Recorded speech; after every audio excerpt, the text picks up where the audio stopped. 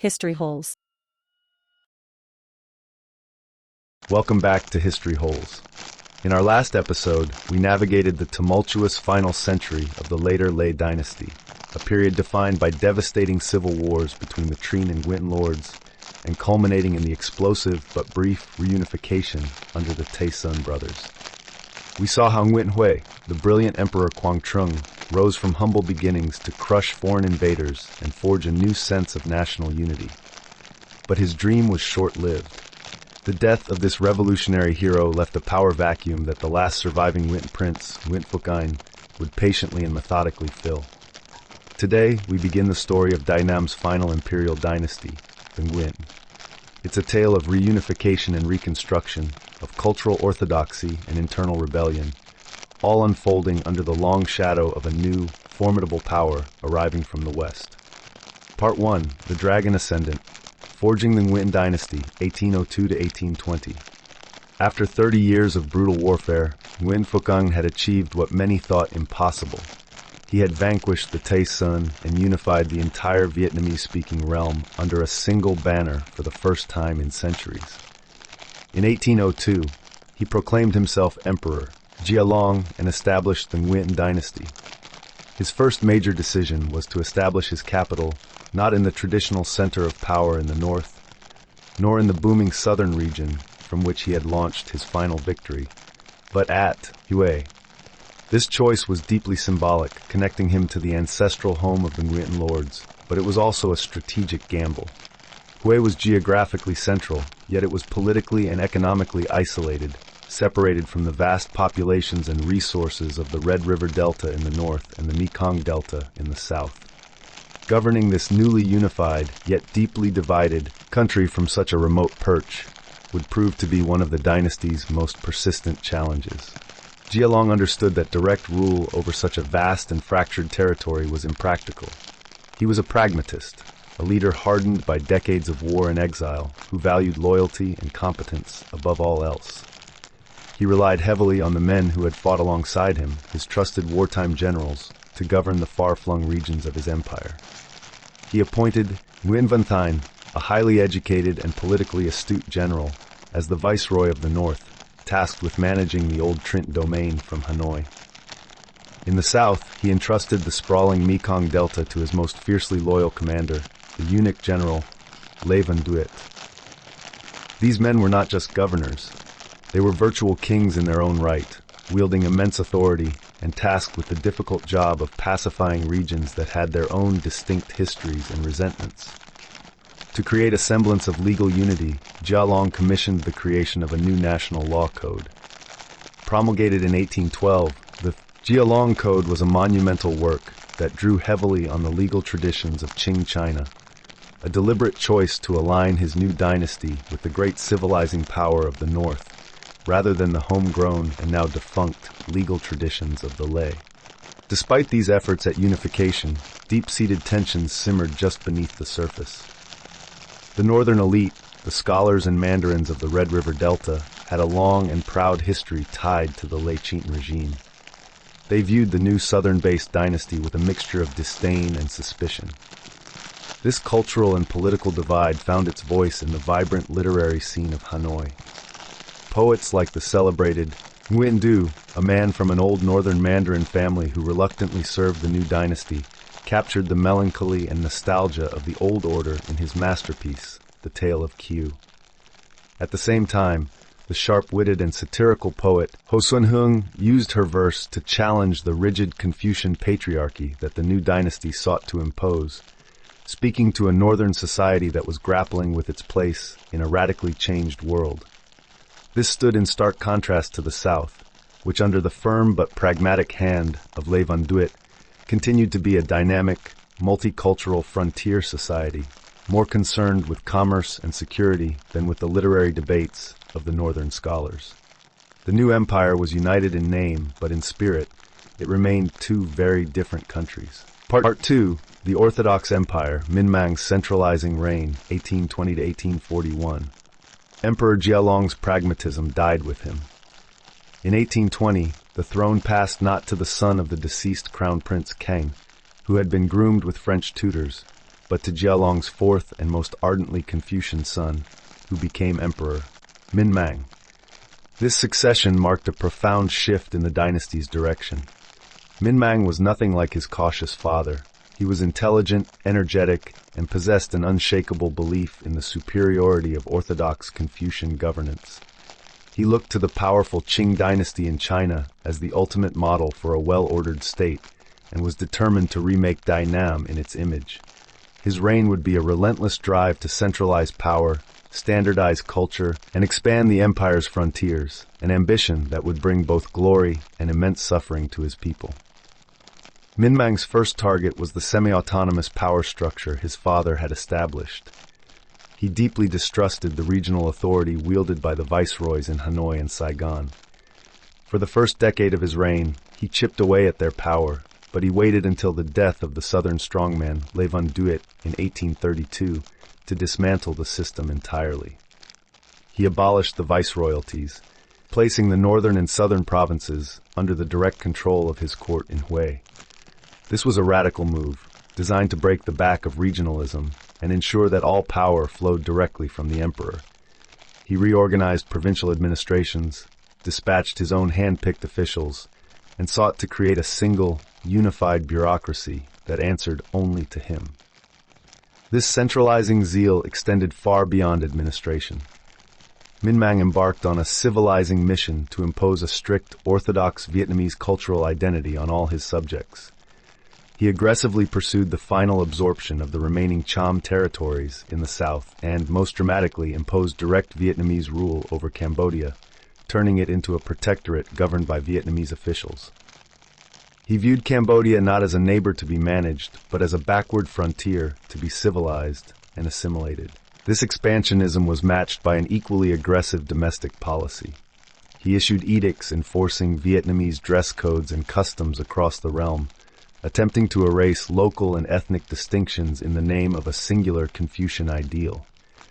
His intolerance was most fiercely directed at Christians, whom he saw as a profoundly dangerous fifth column. Viewing their religion as a false and perverse creed that undermined ancestral veneration and loyalty to the throne, he unleashed a brutal persecution, executing missionaries and ordering Vietnamese Christians to renounce their faith. Minh Mang's rigid and often brutal policies inevitably sowed the seeds of rebellion. His suppression of southern regionalism, his persecution of Christians, and his harsh treatment of those loyal to the late Le Van Duet created a perfect storm of resentment in the Mekong Delta. In 1833, this exploded into a massive uprising led by Le Van Khoi, an adopted son of Le Van Duet. The Le Van Khoi rebellion was a direct response to Minh Mang's heavy-handed rule. It drew support from a desperate coalition of Southerners, disgraced officials, persecuted Christians, disgruntled Chinese settlers, and northern exiles who had been banished to the south. For 2 years, the rebellion engulfed the South in a bloody civil war, a conflict made even more devastating by the simultaneous outbreak of a large-scale war with Siam over control of Cambodia. Minh Mang's dream of a perfectly ordered, unified empire had instead plunged his kingdom into chaos, revealing the deep fractures that his relentless drive for control had only widened. He had built a powerful state, but its foundations were brittle and cracking under the strain. Part 3. Gathering Storms, Tự Đức Early Reign, 1841 to 1858. Minh Mang's reign of relentless expansion and rigid orthodoxy had pushed the empire to its breaking point. His successor, Emperor Tự Đức, who ascended the throne in 1841, inherited a kingdom exhausted by war and simmering with internal resentment. Tự Đức was a more cautious and less ambitious ruler than his father. Faced with a costly and unwinnable war in Cambodia, he oversaw a strategic retreat.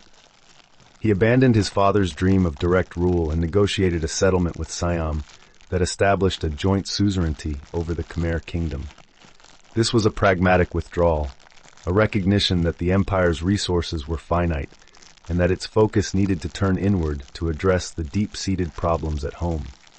But while the threat from Siam receded, a far more dangerous one was gathering on the horizon. The European powers, particularly France, were becoming increasingly aggressive in the region. The Nguyen court's persecution of Christian missionaries provided the perfect pretext for intervention. French warships began to appear in Vietnamese waters with alarming frequency, no longer as traders, but as enforcers of French will. This new reality crashed upon the shores of Da Nang in 1847. At the port of Da Nang, a squadron of French warships, demanding the release of imprisoned missionaries, engaged the Nguyen dynasty's navy. The result was a slaughter. The modern, heavily armed French vessels annihilated the Vietnamese fleet with brutal efficiency. For the court at Hue, this was a profoundly shocking and humiliating event. It was a terrifying demonstration of a new kind of warfare, a technological gap so vast that it rendered their traditional military powerless. The specter of French naval power now loomed over the empire, a constant and undeniable threat to its sovereignty. Emperor Theotri died shortly after the disaster at Da Nang, leaving the throne to his son, who became Emperor Tự Đức. Tự Đức was a scholar, a poet, and a man deeply steeped in Confucian tradition, but he was utterly unprepared for the crisis he inherited. He was indecisive, plagued by ill health, and surrounded by a court dominated by powerful, conservative mandarins. The most influential of these was Trung Dong Quay, a high official who managed the succession to ensure his own faction's continued dominance, bypassing Tự Đức more assertive elder brother. Under Tự Đức weak leadership, the court at Hue became paralyzed by factionalism and intrigue, unable to formulate a coherent response to the mounting challenges. While the emperor composed poetry and performed rituals, the administration of the country began to drift. This internal decay was most evident in the north, where resentment against Nguyen rule was deepest.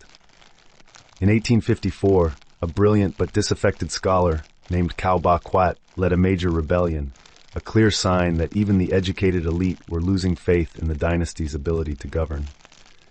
The empire was being hollowed out from within, just as the greatest external threat in its history was preparing to strike. Part 4. The Fall of the South. The French Conquest begins 1858 to 1883. The storm that had been gathering for decades finally broke in August of 1858. A powerful Franco-Spanish fleet sailed into the Bay of Da Nang, ostensibly to avenge the execution of a Spanish missionary, but in reality driven by a potent mix of religious fervor, economic ambition, and imperial rivalry. The initial assault was a success. The harbor forts, no match for modern European firepower, were quickly silenced. But the invaders soon found themselves bogged down. The Vietnamese, under the command of Nguyen Tri Phuong, adopted a strategy of attrition, encircling the French beachhead and refusing a decisive battle. Stranded and decimated by disease, the French commander, Rigaud de Genouilly, made a fateful decision to shift his focus. In early 1859, he took the bulk of his forces south to the fertile and strategically vital Mekong Delta, seizing the citadel of Gia Dinh, the city that would soon be known to the world as Saigon. The capture of Saigon marked the beginning of the end for Nguyen sovereignty in the south. For the next 3 years, the French slowly expanded their control over the surrounding provinces, while the court at Hue was paralyzed by a crisis on 2 fronts. As French forces consolidated their grip on the south, a massive rebellion erupted in the north, led by a pretender to the old Lê dynasty and fueled by widespread discontent with Nguyen rule. Emperor Tự Đức, unable to fight both the foreign invaders and the domestic rebels simultaneously, was forced to negotiate. He dispatched one of his most respected mandarins, Phan Thanh Giàn, to sue for peace. The resulting Treaty of Saigon, signed in 1862, was a national humiliation. Tự Đức was forced to cede 3 southern provinces, the very heart of the Mekong Delta, to France, open his ports to trade, and guarantee freedom for Christian missionaries.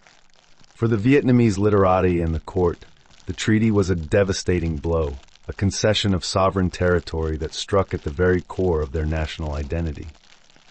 Despite the treaty, the dream of reclaiming the lost territories died hard. In a desperate diplomatic effort, Phan Thanh Giàn led a mission to France in 1863 to plead directly with Napoleon III, but his efforts were in vain.